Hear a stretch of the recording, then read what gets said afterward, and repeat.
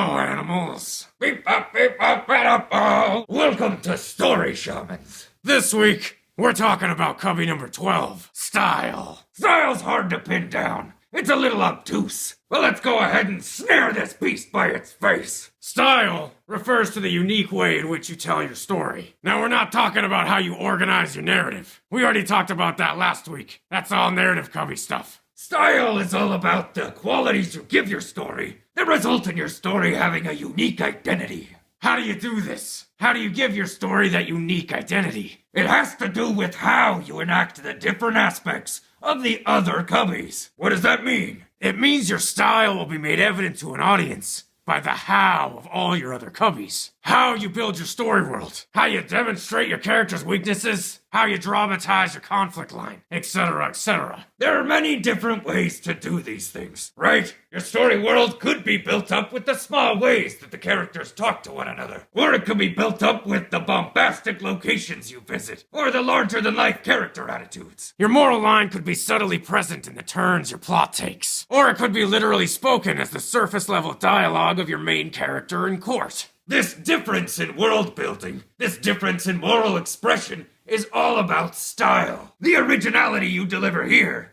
is your story style. Your story style is its cool factor. Just like the world, Cubby.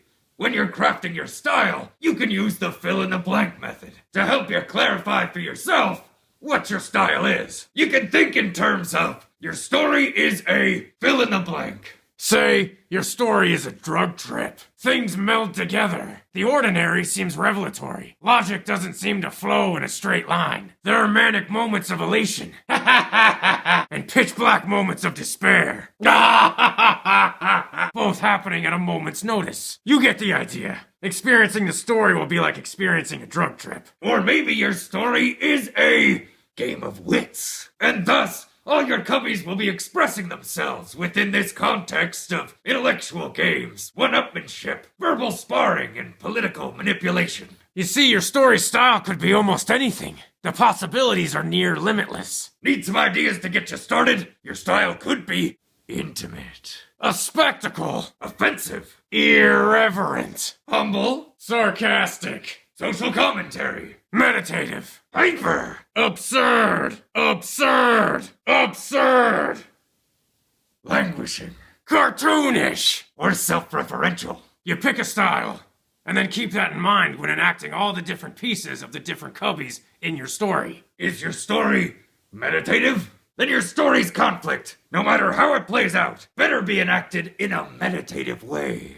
Your samurai could be facing down hordes of undead warriors, but he takes them out with a centered, meditative calm. There's a stillness in the chaos as we experience the moment. This is your style, the pervasive element that informs how your story is told. Next week, we're moving on to plot. Pack your bags, animals. We're getting lost in the jungle.